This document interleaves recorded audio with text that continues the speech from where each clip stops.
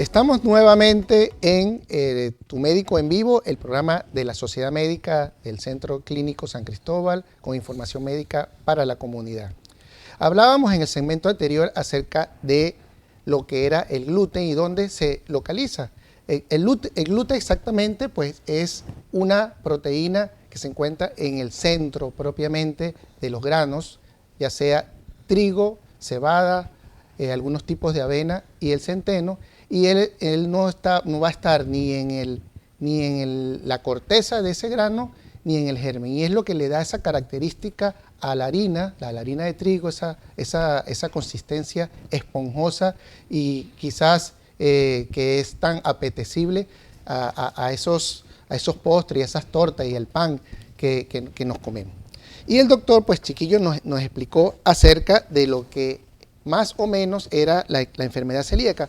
Pero ¿qué exactamente ocurre en el intestino? Porque sabemos que no se manifiesta solamente en el intestino, pero quizás los principales cambios ocurren a nivel del intestino. ¿Cuáles son esos cambios, doctor Chiquillo, que ocurren a nivel del intestino? Ok.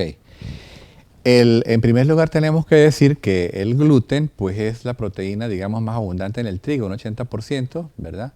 Y de eso tenemos una fracción, que es la fracción soluble en alcohol del gluten, que se llama gliadina. Esa gliadina, al entrar en contacto, pues al estar en la sangre, hace que se produzca una respuesta autoinmune, una respuesta inmunológica, en la cual el organismo va a desarrollar anticuerpos o autoanticuerpos, y esos anticuerpos van a actuar sobre las células intestinales, las células de las vellosidades intestinales, y van a provocar daño de las mismas, ¿verdad? Tenemos una imagen que nos va a mostrar allí. Ahí ustedes pueden ver a la izquierda unas vellosidades normales, a la derecha ven cómo se han aplanado esas vellosidades, ¿verdad? Inclusive pues hay otra manifestación, que es la presencia de un aumento significativo de unas células que llaman linfocitos intraepiteliales allí en la mucosa duodenal. Por supuesto, esa mucosa duodenal aplanada, con las vellosidades aplanadas, no va a absorber los nutrientes. Entonces, esa persona con enfermedad celíaca, con destrucción de las vellosidades intestinales, va a tener problemas de mala absorción de muchos de los nutrientes que él va a ingerir.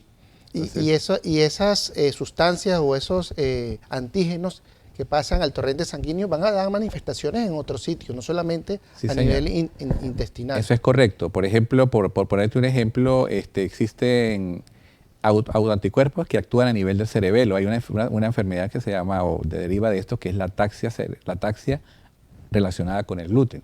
Hay autoanticuerpos que alteran las neuronas a nivel del cerebelo y se denomina ataxia por gluten. Y así como esa, hay otras enfermedades de la piel, como dermatitis herpetiforme, que es relacionada justamente por esos autoanticuerpos que se forman a raíz de la presentación de este antígeno, que sería la gliadina, al torrente sanguíneo, y la formación de autoanticuerpos que van a dañar las células de mi propio organismo. Sí. Bueno, ya tenemos dos enfermedades a las cuales o tres entidades, que es la intolerancia al gluten y la enfermedad celíaca. Habíamos mencionado, Tania, de la alergia al trigo, pero esa es diferente a las otras anteriores. Sí, sí, es diferente a las otras anteriores. A ver, si estas tres enfermedades tienen en común que el trigo actúa como un gatillo para la aparición de diferentes sintomatología. Normalmente cuando hablas de celiaquía o intolerancia al gluten no celíaca, los síntomas pueden ser digestivos, extradigestivos, pero no son de aparición inmediata. A veces ni siquiera el paciente logra identificar qué es que yo comí gluten y me cayó mal, porque puede pasar un tiempo entre el consumo y la aparición de los síntomas. Entonces, cuando hay una alergia alimentaria, que es un mecanismo por el que se produce diferente, los síntomas por lo general son muy rápido. Entonces el paciente come gluten, el paciente hace tos, el paciente come gluten y doctora, me pica todo el cuerpo, como gluten y vomito inmediatamente. Y entonces los síntomas pudieran ser digestivos o no, pero son inmediatos. Y muchas veces cuando hay una alergia al trigo, muchas veces hay síntomas respiratorios. Hay rinorrea, picazón, inclusive broncoespasmo. En algunos casos se ha estado demostrando que algunos niños asmáticos que no logran controlar sus síntomas con tratamientos habituales después que se han hecho todas las medidas ambientales, tratamientos médicos. En algunos niños puede demostrarse que hay alergia al trigo. Entonces, la diferencia es eso. A pesar de que a todos les cae el trigo mal, los síntomas son diferentes porque el mecanismo o la cascada de eventos que se producen en el organismo son diferentes para cada una de las patologías. Y muchas personas pueden englobarla como una sola entidad. Pero eso es importante porque los métodos diagnósticos son diferentes. Entonces, tú no vas a pedir los mismos exámenes para un celíaco que para un alérgico. Entonces, eso es fundamental a la hora de, cuando hay la sospecha, de no iniciar ningún tipo de restricción hasta no tener el diagnóstico claro. O sea, la recomendación es que si alguien sospecha o que tenga algún síntoma de los que ustedes han nombrado, que pues acudan a su médico. Su médico, luego de hacerle su evaluación, su historia clínica, pues él orientará y sabrá, porque a veces seguramente va a un laboratorio y dice, yo quiero que me hagan las pruebas para la enfermedad celíaca, y resulta que quizás no sea lo que él tiene. Este tema que estamos nosotros tratando hoy es tan importante porque por lo menos para la diabetes hay un día que se celebra la diabetes. Para el infarto al miocardio hay un día en el mundo que se celebra para ese día. Para la enfermedad celíaca hay 3 días.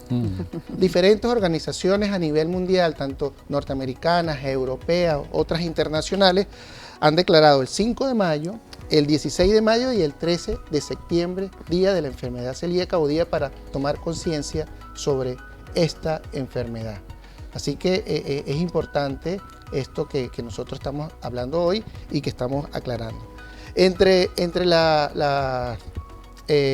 los mensajes que hemos recibido acerca de este programa, hay una, yo sé que no tiene que ver con el tema de hoy, pero hay una madre que pregunta que su niño que de hace 7 meses fue intervenido de una peritonitis. Ellos quieren saber si ese niño necesita una dieta, un niño de 10 años, una dieta especial después de 7 meses de haber sido intervenido. No, absolutamente no. O sea, no. El niño debe seguir la dieta normal.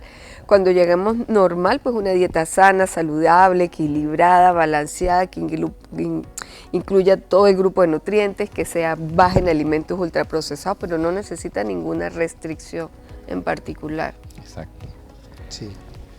Bueno, este tema del gluten, en muchas personas o en muchas organizaciones se lo achacan a un premio Nobel de la Paz, que es el doctor agrónomo Norman Boyle, quien después de la Segunda Guerra Mundial, después de diferentes estudios, se pensaba que como en ese momento la población se incrementó mucho, muchos países iban a sufrir de hambruna, y de hecho empezaron a sufrir de hambruna, y él a través de cruces de diferentes cepas logró crear un trigo que produjera fruto mucho más temprano, que fuera resistente a muchas enfermedades y que era casi el doble del trigo que se cosechaba en ese momento. Él logró que muchos países que antes importaban el trigo, como México, la India, Pakistán, algunos países africanos, fueran exportadores de trigo. Y la mayoría, el 80% del trigo que se produce en el mundo es derivado de ese trigo. Así que algunos estudiosos le achacan a él eso porque da la casualidad que este trigo, pues el porcentaje de gluten que tiene es mayor que el que tenía originalmente el trigo. ¿Sí?